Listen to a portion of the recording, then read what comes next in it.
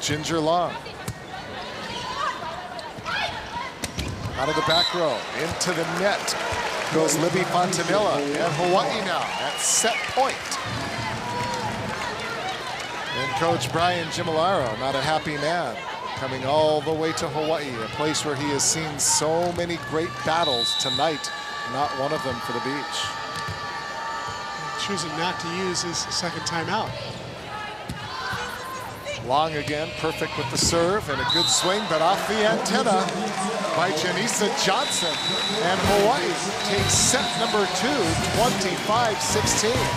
So Dave Shoji and the Wahine will retire to their locker room for the brief intermission. And we will be back to bring you up to date with all the numbers.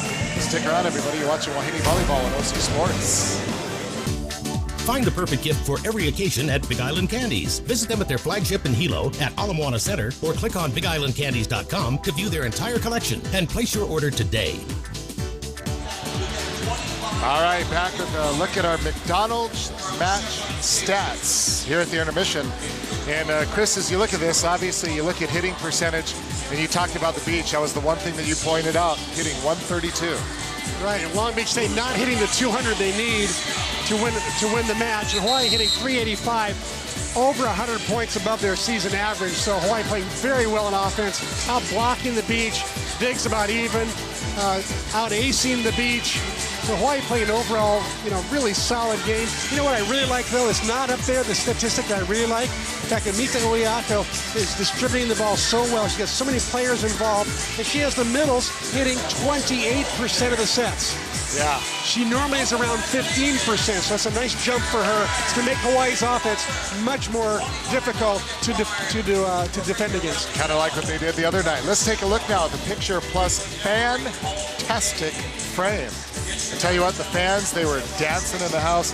That Cy, you got that dance move thing, don't you? I saw you doing that No, thing. no. You don't want to see me dance, believe me. But if you don't know about that dance, you can't go anywhere without hearing that and seeing that. The fans really get into it. Yeah. Fans are getting into this match, much to the dislike of Coach Gimilaro. Nice crowd, too. Great crowd, yeah. Huge We had a crowd. Good crowd on a Thursday night. This is obviously a bigger crowd. But this match, Coach Shoji's not going to feel bad for winning easily in 3 straight sets, but at the same time, you just kind of see the road when he won the first 2 easily. And he made some changes. He did some wholesale subs. He said, Chris, I promise you, I will not wholesale sub in set number 3. So let's see what he's got going out. He's got the same group in, so he is going to play very conservatively against this. It just shows how much respect he has for Brian Gimilaro and the Long Beach State program. No, absolutely. That was my point. Tyler Jackson to serve it, get things underway for the Wahine. Adolfo coming right out, doing that little step-out move. And Calais continues to add to her total now with 7 kills on the night. She's hitting, look at the numbers on Calais Adolfo, 857 she's hitting. Yeah, she's A really little out of her playing mind. well. Yeah. Hartog hitting 389. Good swing, Longo again. Unbelievable play by Ali Longo all night long. And a nice job of getting that ball up by Tyler Jackson. And this time, Longo almost on a collision course with a couple of her teammates. And I think everybody just kind of pulled up shy on that one. In fact, Longo unbelievable dig to start things out. There's the end of the play right there. Longo made a great one earlier, and then she can't pop up an even easier ball. How about that? I think she kind of got a body part in the face there by one of her teammates. Kind of came up and checked her nose there.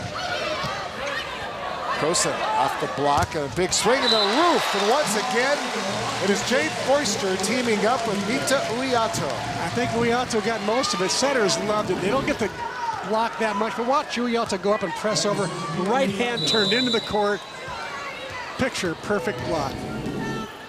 Uiato 5'8", Forster 6'4", but I tell you, when the two of them were at their peak, they were almost even. That shows you how high Uiato can get up. And there's another one. Emily Hartog on the roof. And Jade Forster with the assist.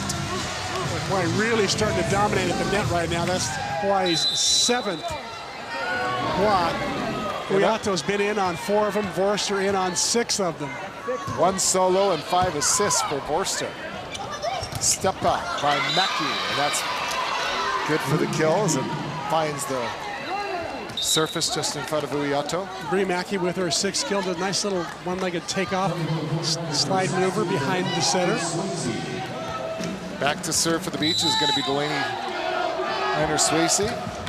Floats it over. Croson gets it up. Uiato to Vorster, who does her paintbrush move once again. And another block, but this time the Beach able to get it up. No, it's outside the antenna. And point Hawaii. But again, the force at the net. And Vorster's just kind of been in every single one of them. Jade playing some good volleyball right now. Yeah, she's reading the setters much better. She's getting to the outside, quick feet, not overcommitting. Now keep in mind, she's just a redshirt freshman, and the confidence, you can just see it building match by match. And what kind of a dominant player could she prove to be in years to come? And Mackey, ball that may have been out. Croson got a piece of it, and Longo's going to pop it over. Mackey again, blocked by Castle and then put down by Serna. You know, Vorster's, as you talked about Vorster, her progress is reminiscent of that of Brittany Hewitt, who went on to be an All-American. When she was a freshman, a redshirt freshman, she, you know, really was like a little baby deer, gangly and gawky, and kind of just flailing around. And Vorster a little bit the same last year. Now she's gotten stronger. She's gotten more knowledgeable about the game. She watches videos, studies the other team's, you know, tendencies, and she's becoming quite the complete player. And a big part of that, you just throw the confidence on top of that, and then the body starts to follow the mind, because when you believe you can do it, you start to do things that maybe you surprise yourself, and after a while, you're not surprised anymore. And once again, Renicky trying to surprise that Hawaii defense, but tried to dump that ball, a little side set over the net. It did not drop. Renicky had 6 kills the other night against Northridge. Tonight, no such luck. Back at the Stanley with a look at the Mid-Pac Petroleum leaderboard, and there you see the Hawaii Wahine talking about Big West kills, and not surprisingly, the undefeated Wahine at the top of the heap. You're right, and number 2, Long Beach State 49ers, but Long Beach State not having as much success tonight. In fact, in this set, they're hitting 0, 3 kills, 3 errors in 11 tries. And Ginger Long back in there floats the knuckleball over, and that's going to be a double hit on the Beach and point Hawaii. So Ginger Long back in there from Kamehameha Schools, Maui. On 6 again. Ginger's really establishing a spot there for herself, being a defensive specialist, a serving specialist, and a great digger as well. Off the block, Uiato fighting her way around Castle, tries to get it to Castle, who pops it over. And then Mackey. Hartog right into the double block, and getting the better piece of that is number 21, Chisholm Opala, the 6'2" sophomore middle blocker out of Yorba Linda, California. I'll tell you what was wide open. It was really congested on that left side of the court there. If Uiato had flung it all the way back behind her, Castle was wide open on the right. Would have had an easy one-on-one situation. Libby Fontanilla back to serve it for the Beach. Right into the take service error, and Hawaii doubling up on the score, 8-4. Hawaii winning easily in the first 2, 25, 17, and 16.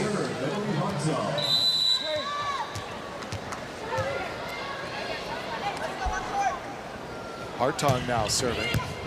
Tickles the twine at the top of the net. And Croson out of the back row. What I like best about that play was the fact that Kalea Doffel did not try to hit the overpass. It was a little bit too far off the net. She would have been out of balance. Instead, she just passed the ball up, and Mita Uiato got to run a play, and Croson delivered out of the back row big time. Another good serve by Hartog. And then going up, Kalea Doffel teaming up with Mita Uiato. And the block party continuing for the Wahine. Uiato now has been in on 5 of Hawaii's 9 blocks. Well, that's our Fujitsu cool play of the match. Getting up and putting it down. Stick around, everybody. More to come from the Stanley, Hawaii, and the Beach. Things looking good tonight. Here's how it works when you're a middle blocker and you make great decisions. Here's Kalea Doffel. Could have hit the overpass. Instead, she passes up to Uiato, where they run a play, and Croson goes up and she delivers. And that's how it works. when you're a middle blocker who makes great decisions. And out of the break, 49ers get the side out on the point. Very quickly off the serve, they sneak one down. And so it's 10-5. Serving it is Janissa Johnson. And that's a service ace for her. So Johnson out of the timeout with a couple of quick points. And it's 6-10. Janissa Johnson back to serve it again. Adolfo gets a nice set in the middle off the top of the net and drops it down for the kill. And Kalea Adolfo just continues her masterful play. Yeah, that was not a classic Adolfo swing, though. No. Usually she does not catch the cable at all. She's, she's 6'2", 6'3", and she can usually get over that 7'4" net. Still, though, putting up good numbers. 8 kills, no errors, hitting .889. Wow. Emily Maeda serving for Hawaii, the step-out move. And a nice swing that time by Chisholm Okala, averaging better than about 2.5 kills per game. She's playing pretty well, hitting 750 herself, hitting 6 kills, no errors, so the middles on both sides playing pretty well. Maeda gets it up, Uiato setting it for Hartong out of the back row. Nice job by Tyler Jackson, but her teammate unable to get there and keep it alive. Point Hawaii, and another kill for Emily Hartong. That's 9 for her to lead all hitters. Croson with 8. As Dave showed you, still not subbing, despite the fact that Hawaii's really having their way with Long Beach right now. Out of the back row, Maeda, nice job to go down and keep that one alive. And then Croson didn't get a good swing at it. Almost one of those flat-footed swings. Hartong puts it over. And then the hit out, point Wahine. Croson's going to make a living off that standing spike. This one is where Serna just tries to bite off a little more than she can chew. Gets it just out down the line. Good step out maneuver, nice swing, just barely out. Ali Lon stepping back to serve it up for Hawaii with a commanding 6-point margin, 13-7.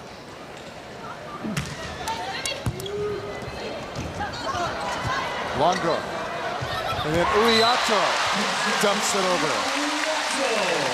Well, that particular move just adds to Uiato's performance tonight, where she has moved the ball around to everybody, including herself. Great set distribution. Longo back to serve. Hawaii is now doubled up on the beach, 14-7 our score. A little lollipop floater that time. And Longo again. The silence falls upon it. You think everybody in the arena is almost stunned that it's happening so easily tonight? Yeah, I'm stunned. But when I talked to Brian Gimmolero before the game, he told me, we really have been adjusting, and we've lost Serna for most of the year. Plus we lost Haley Hampton. Plus we lost our setter, Aaron Julie. So it's really been difficult adjusting when you lose your top 3 players. And you can see the look on Gimmelero's face. Another mistake. And Hawaii with the point. It's now 15-8. And I think